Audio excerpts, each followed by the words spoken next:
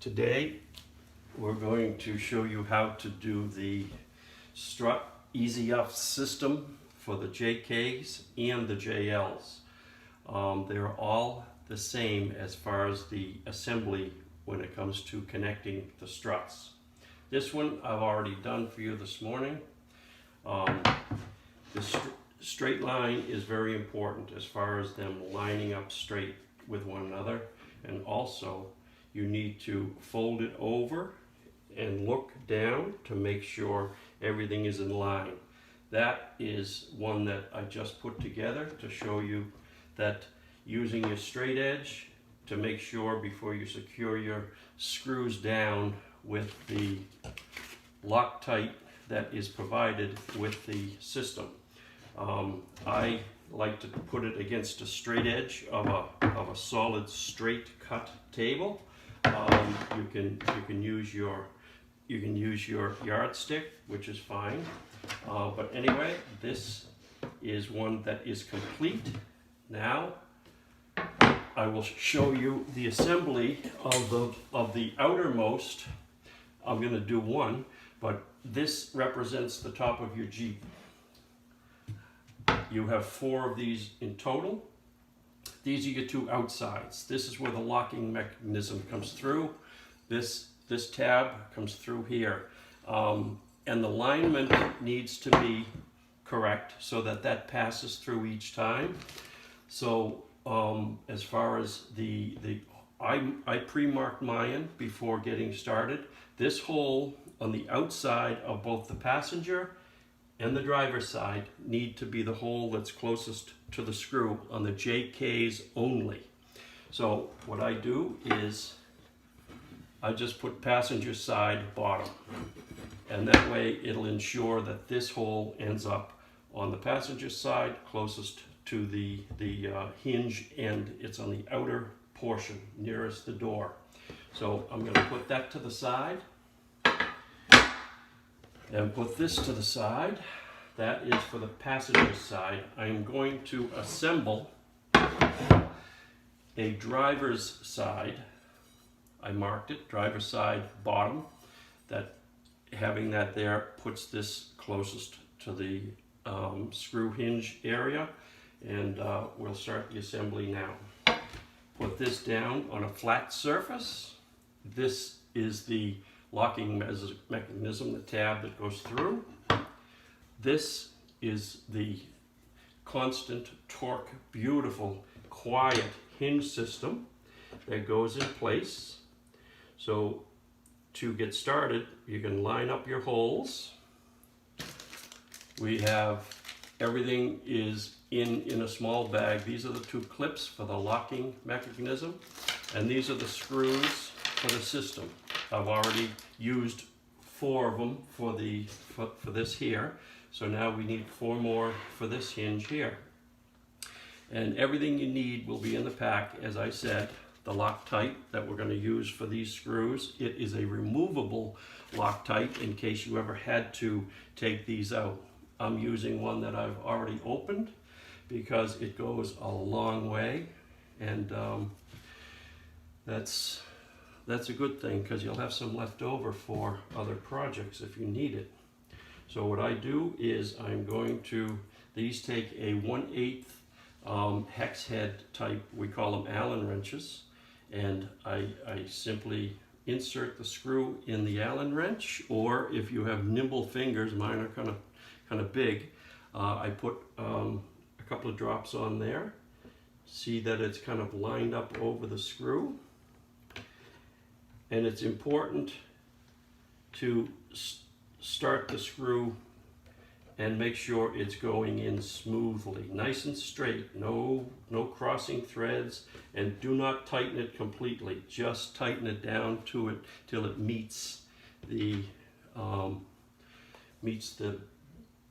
hinge itself. Get your next one ready. A couple of drops of the Loctite, and insert in the hole. And what this does is keeps the screws in place so that they will not back out unless you actually wrench them back out. They will not back out with vibration. So that's what the Loctite is all about. It's a good product, and we use the Loctite throughout the assembly for all of the needs, and they're all packaged with the system. So you don't have to run to the store to get your essentials. Tools are minimal, and for this part, tool-wise, it's all you need is the 1/8 inch Allen wrench, and that's basically all you need on this one. Make sure these are lined. Have good light. That helps considerably. Maybe I'll go with my fingers on this one because it's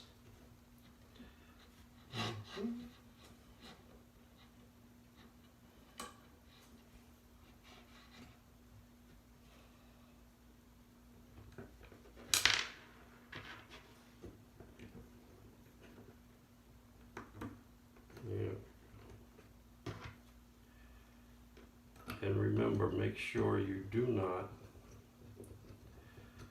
force anything. Make sure you have it threading through easily, and just tighten it down till it meets the surface of the actual hinge.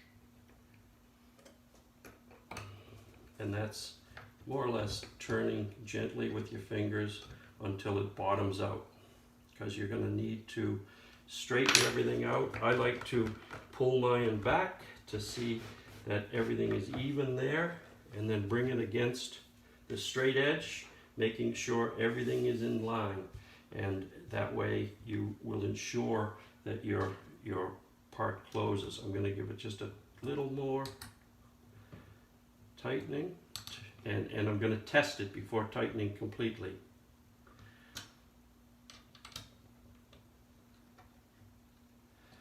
Okay, now to see if the tab passes through, and it does. It passes through beautifully.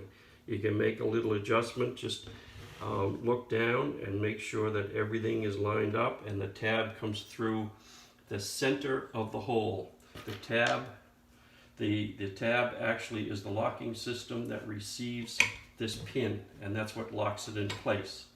So before the Loctite dries, make sure nothing moved in your system, and then you're ready to tighten the screws. Don't over tighten, but tighten. They're stainless steel screws, which is a hard metal, rust free, and they're going into aluminum, and aluminum is a softer metal, so you do not need to crank it too much, but tighten it down, and don't overdo it. You know, all you big strong guys up there, or gals, and that is basically enough. If there's any Loctite that ends up on your hinge, you can wipe it off with a towel. Have a little paper towel hanging around close. And that basically is the assembly for all of the struts, whether they're JK, JL, but that is the assembly of strut. A flat surface, a straight edge. I use this sometimes, but this here is fine. If that's what you're using for a straight edge, you'll be using it on the top surface to find straight lines anyway, so you should have one. Home Depot, cheap.